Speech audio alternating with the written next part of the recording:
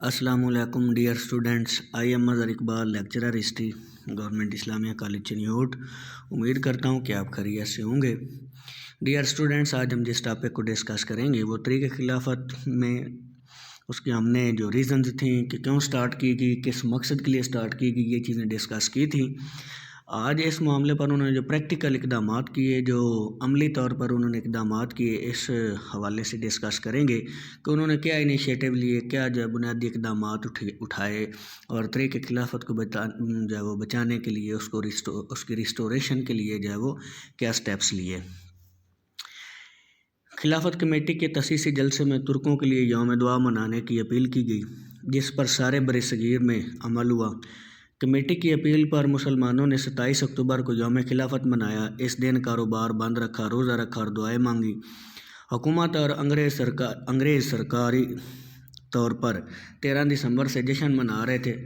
मुसलमान लीडरों ने इसका बाइकाट करने की अपील की। जश्न फतह के बाइकाट के फैसले पर अमल दरामद कराने के लिए एक कमेटी बनाई गई, जिसको भरपूर कामयाबी हासिल हुई।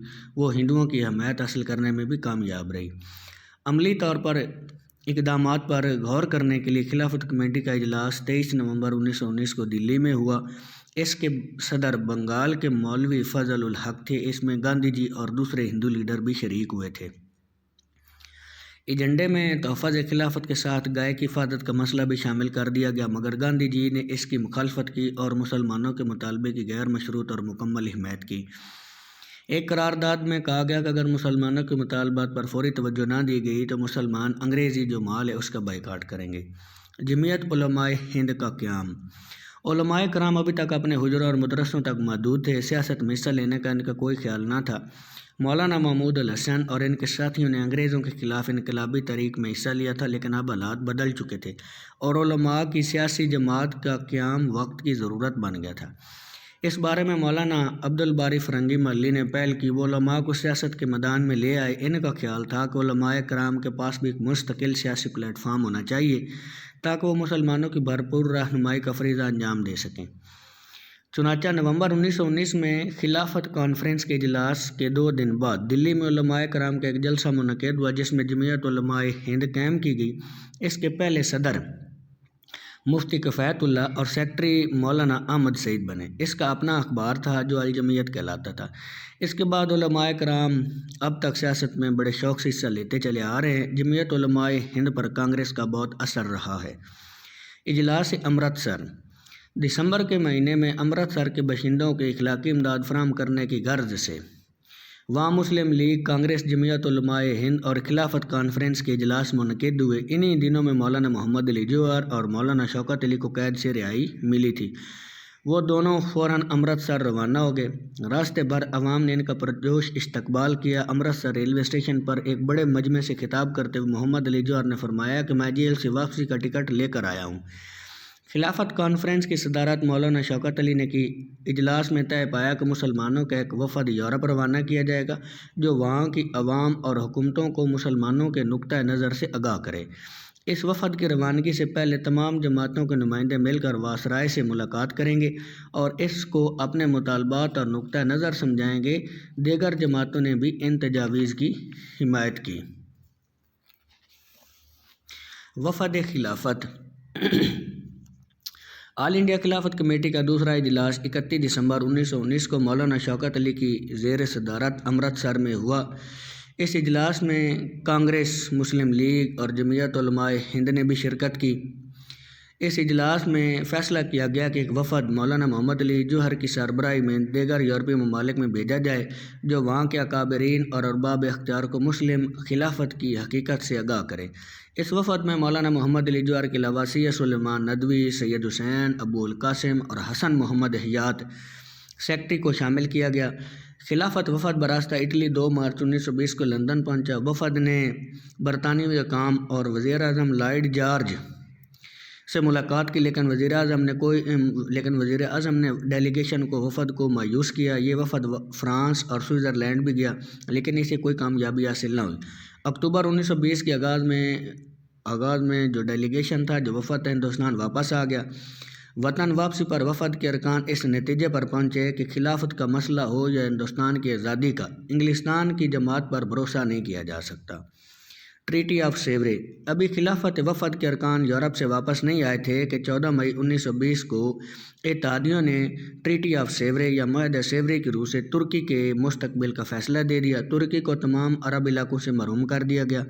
حجاز مقدس میں حسین شریف مکہ کی خود مختار حکومت کو تسلیم کر لیا گیا۔ مختصر یہ کہ اس معاہدے کی ذلت آمیز شرائط کی وجہ سے ترکی اتحادیوں کے انقلاب میں آ گیا۔ ترکی اتنا بے باس تھا کہ اس نے 10 اگست 1920 کو اس معاہدے کو قبول کر لیا۔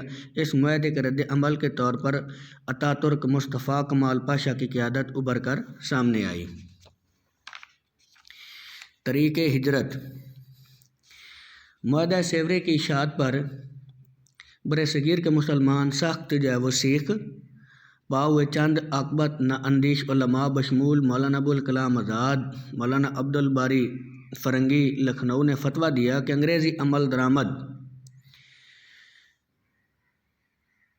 انگریزی عملداری ہندوستان میں دارالحرب بن گئی، یعنی جو ہندوستان ہے وہ جنگوں کا گڑھ بن گیا ہے، لہذا جو یہاں مسلمان بستے ہیں ان کو یہاں سے چلے جانا چاہیے، یہاں سے ہجرت کر جانی چاہیے۔ چنانچہ دینی جوش و جذبے سے مغلوب ہو کر تقریباً 1 لاکھ سادہ لو مسلمان اپنے اثاثوں کو کوڑیوں کے مول بیچ کر سستے داموں یعنی بیچ کر افغانستان کی طرف روانہ ہو گئے۔ افغانستان ایک غریب اور پسماندہ ملک تھا، وہ اتنی بڑی تعداد میں مہاجرین کی کفالت نہیں کر سکتا تھا۔ علاوہ ازیں مہاجرین کی بڑی تعداد ناخواندہ تھی، یعنی ان پڑھ تھی، جو افغانستان میں جا کر اس ملک کی ترقی کے لیے معاون ثابت نہیں ہو سکتے تھے۔ ان حالات میں افغانستان نے اپنی سرحد بند کر دی، جمع پونجی آنے جانے میں صرف ہوگی، اور جب وہ ہندوستان واپس آئے تو ایک کوڑی کے محتاج ہو گئے، گھروں سے بے گھر ہو گئے۔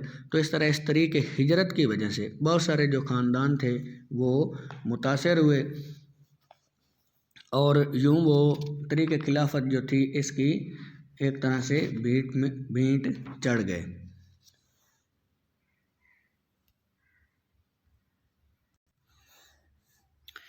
طریق ہجرت ایک انتہائی جذباتی اور غیر دانشمندانہ تحریک تھی، جس سے مسلمانوں کا بے اندازہ جانی اور مالی نقصان ہوا۔ اس کے تمام پہلوؤں کا پہلے سے اندازہ نہ لگایا گیا۔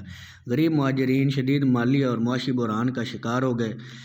ان میں ایسی بددلی پھیلی کہ اس کے بعد قومی طریقوں میں ان کا تعاون حاصل کرنا مشکل ہو گیا۔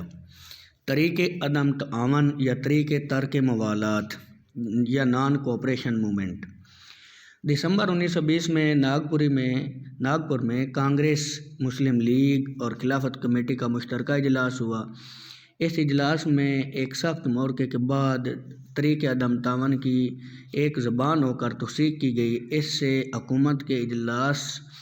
حکومت کے خلاف ہندوؤں اور مسلمانوں کا متحدہ محاذ تیار کیا گیا۔ بیشتر مصنفین مثلاً عدیل عباسی طریق خلافت اور چودھری خلیق الزمان شاہ رائے پاکستان میں مہاجرین کی تعداد 15 اور 20 ہزار بتائی ہے۔ طریق ہجرت میں شامل اللہ بخش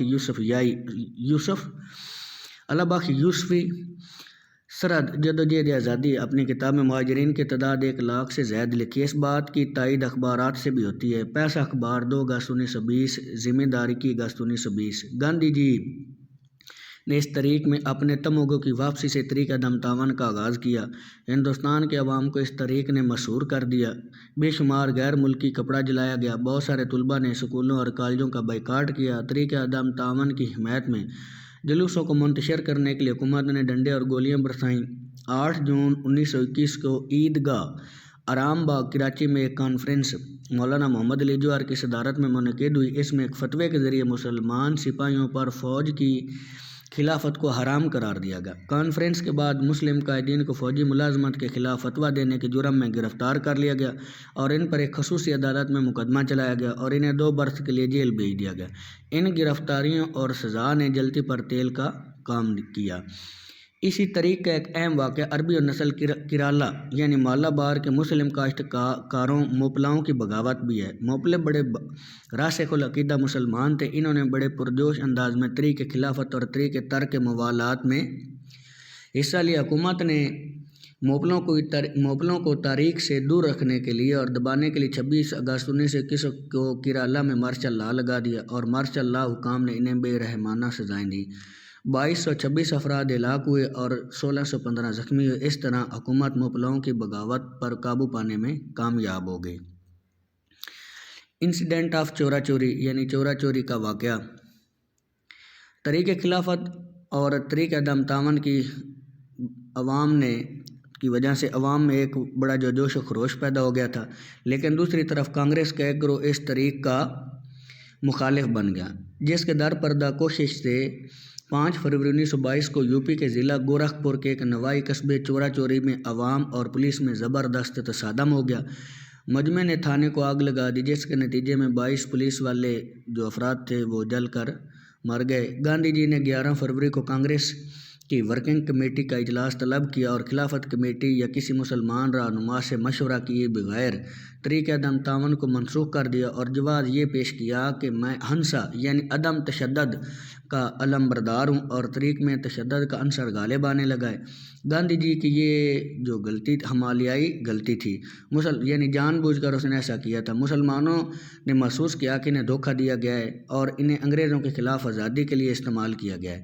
گاندھی جی کے اس اقدام سے ہندو مسلم اتحاد جو تھا وہ پارا پار ہو گیا اور قومی تحریک آزادی کو ناقابل تلافی نقصان پہنچا۔ یہ عجیب منطق ہے کہ کانگریس اور گاندھی جی عدم تشدد کی حمایت میں تحریک خلافت سے الگ ہوئے، حالانکہ چورا چوری کے سانے سے 11 سال پہلے تک کانگریس نے تقسیم بنگال منسوخ کرانے کی غرض سے تشدد کا راستہ اختیار کیا تھا۔ اس مقصد کے لیے کانگریس تشدد اور لاقانونیت کو جائز سمجھتی تھی، کیونکہ اس سے ہندوؤں کو فائدہ پہنچتا تھا۔ تحریک خلافت سے چونکہ مسلمانوں کو فائدہ پہنچ رہا تھا، اس لیے گاندھی اور کانگریس تشدد کو ناپسند کرنے لگے تھے۔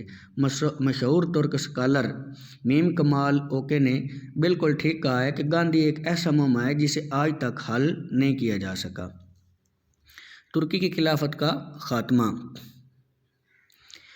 ترکی میں خلافت کا خاتمہ 24 مارچ 1924 کو اتاترک مصطفیٰ کمال پاشا نے جمہوریت کے نفاذ کے ساتھ ملک سے خلافت کا خاتمہ کر دیا اور خلیفہ عبدالحمید ثانی کو سوئٹزرلینڈ جلا وطن کر دیا گیا۔ اس کے بعد برصغیر میں تحریک خلافت جاری رکھنے کا جواز ختم ہو گیا۔ تحریک خلافت کے منفی اور مثبت اثرات بھی بہت سے نکلے۔ برصغیر کے مسلمانوں نے خلافت عثمانیہ کے لیے بقا اور تحفظ کے لیے بڑی قربانیاں دیں، لیکن خلافت کو نہ بچا سکے۔ تاہم برصغیر کی داخلی سیاست میں اس کے منفی اور مثبت دونوں قسم کے اثرات جو وہ مرتب ہوئے۔ اس حوالے سے مسلمانوں کا نقصان بھی ہوا۔ گاندھی جی کا دوگلا پن بھی مسلمانوں کے سامنے آ گیا۔ مسلمانوں کی معاشی جو پسماندگی تھی اس میں بھی اضافہ ہوا، گو کہ اس سے مسلمانوں کو فائدہ بھی ہوا، نقصانات بھی، لیکن یہ ہم انشاءاللہ العزیز نیکسٹ لیکچر میں ڈسکس کریں گے۔ آج کے اس حوالے سے آپ کا کوئی سوال ہو یا آپ کی کوئی اوپینین ہو تو وہ ضرور شیئر کریں۔ بہت شکریہ، تھینک یو سو مچ۔